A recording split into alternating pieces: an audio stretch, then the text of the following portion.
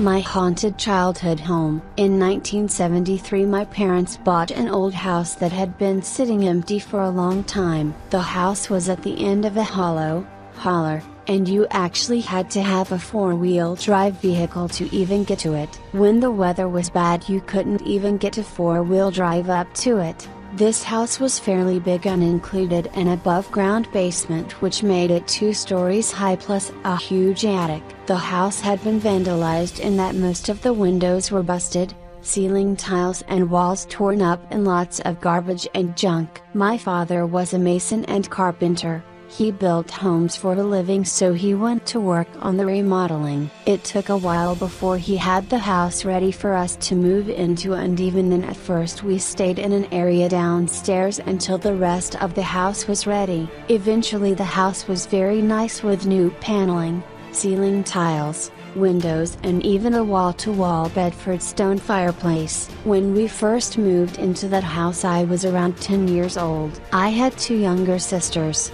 and 1 older sister, but she didn't live with us at the time, and all 3 of us thought that the house was haunted. We heard strange noises many times. One thing in particular was the dishes rattling in the kitchen. Mom explained it away as the dishes settling, but we never believed that. They made too much noise and it would happen several different times in one night sometimes. In all the years since those days I have never heard dishes settle like that anywhere else I have lived. Not long after living there we found out about the previous residents. That is, my sisters and I found out about it. I am sure my parents already knew. Anyway, the people who lived there before us had a 14-year-old boy who got himself electrocuted to death trying to gather old copper wiring. It is supposed that he thought the wires weren't live. The family couldn't bear to live there any longer, so they moved, leaving the house empty for a long time until we came along. We also learned that the family who had lived there before them had also had a death in the household, but we didn't know any of the details. I want to try to keep this short, so I will just add that while we owned that place my father was killed,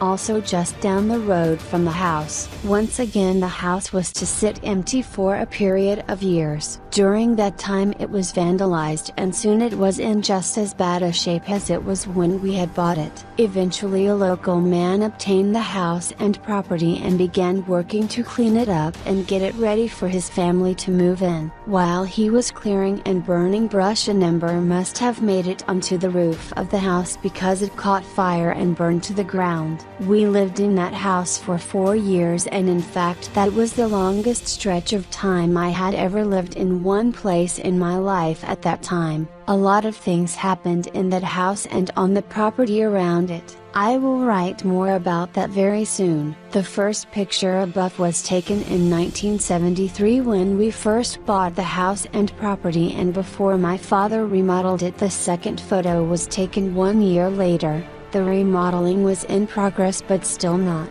complete.